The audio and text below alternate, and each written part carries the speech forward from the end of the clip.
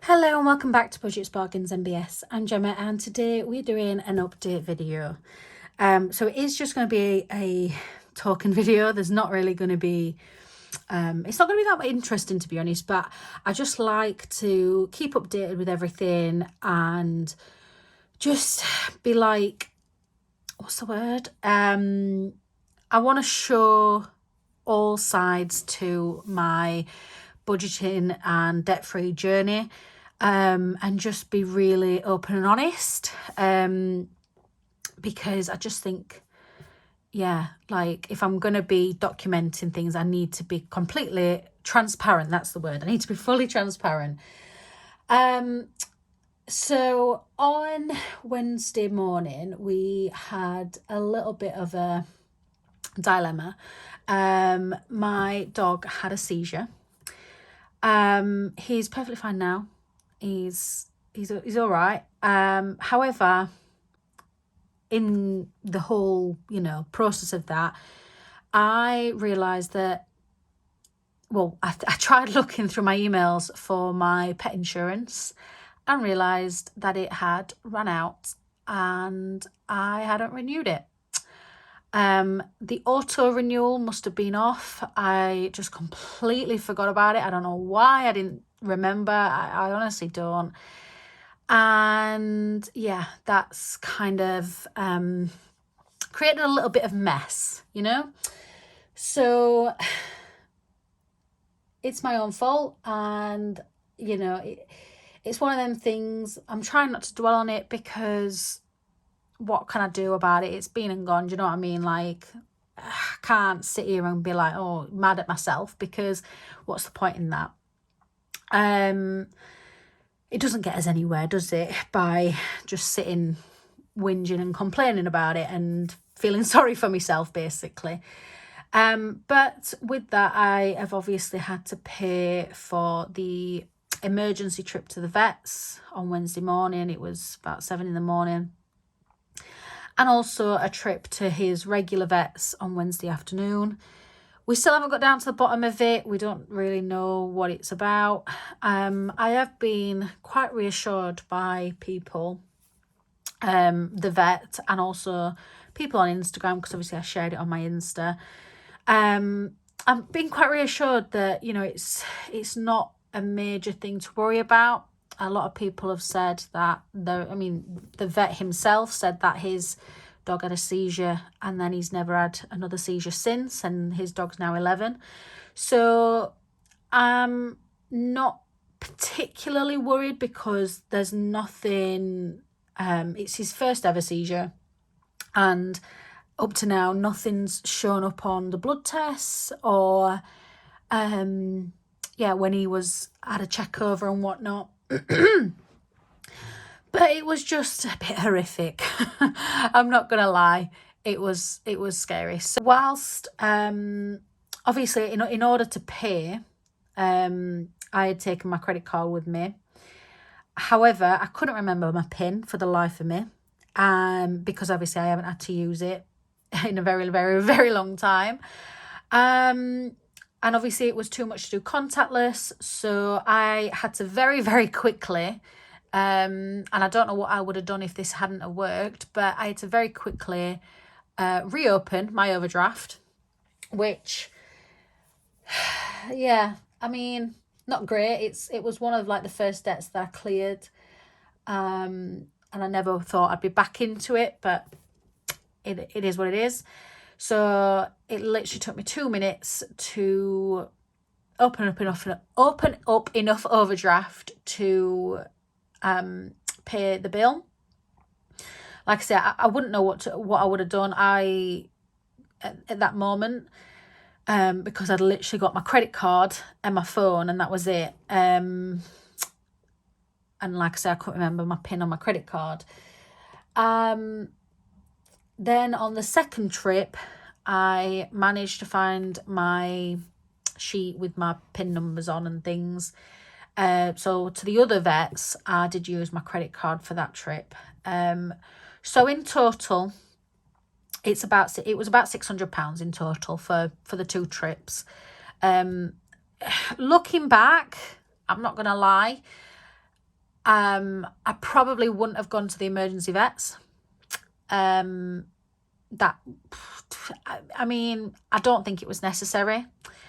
We spent 20 minutes getting there, and then he literally just checked his temperature, checked his heart rate, and then gave us some paracetamol and diazepam, I think it's called. And yeah, just told us to go to his normal vets, which if I'd have waited about an hour, I could have just gone straight up to my normal vets and just paid the one bill. But I've never had to deal with something like this before, and we was in a panic, and we know now what we would need to do. Because I haven't got pet insurance, or because I hadn't got pet insurance, I do now have pet insurance. It means that we can't claim that money back. And it also means that if it's a reoccurring thing, we wouldn't be able to claim for that either, because it's a pre-existing condition.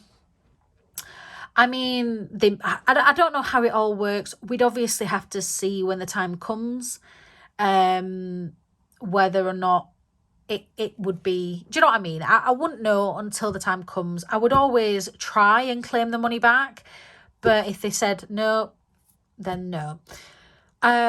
So yeah, I have now taken out pet insurance, which might sound silly. What's the point? You've already spent £600.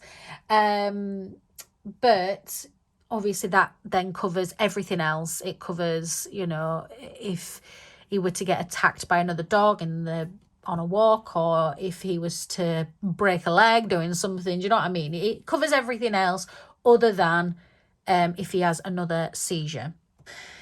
So yeah, I have pulled all the money, every single last penny, out of my singing funds, excluding, so the only bits that are left, let me just go through it. So food, I kept that purely because I want to keep doing the way I have been doing. It's, it works for me, so I'm happy to keep that as it is. There were only £60 in there anyway when this happened, so yeah, I left that in there. So there's nothing in gifts, nothing. There wasn't anything in days out anyway. There wasn't anything in clothing. Health, I mean, we did quite well with that. There was, I can't remember exactly how much there was in there, but that's now gone. Beauty had already gone anyway. Happy Meal had already gone. There was nothing in household anyway. Emergency, we managed to get £100 after doing the Reach for the Stars. That's now gone. I mean, it was an emergency, so technically I used it for the right thing, but it didn't last very long, did it? There wasn't much left in Cooper. Car insurance, I can't remember how much there was in there. I think about 80. That's obviously gone. There was nothing in there. There was nothing in there because we'd bought the drawers. There was nothing in there. Nothing in there. Nothing in there. Nothing in there. I have left the money in They See Me Rolling. There's about £70 in there. And I decided to leave that. That was one of the things that I left. And very, very unfortunately, I have taken the money out of my side hustle funds. Which there was about £200, I think? Something like that. In there, which is really disappointing. I know, but again, I'm trying not to dwell on it, because if I do, because the thing is, obviously it's been on my mind since, and I'm really struggling to not accept it, but get past it, because I feel like I was making so much progress, and then all of a sudden I'm back 10 steps, you know what I mean?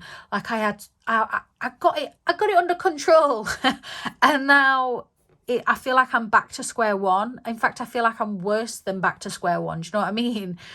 So I'm a little bit disheartened, I would say, and honestly I just wanted to quit the whole cash stuffing and the videos and YouTube and everything, because I just felt so deflated by it. It's just not great. It's not a great feeling. It's not what I wanted to happen at the beginning of 2023, but it is, and I have to just learn to accept it.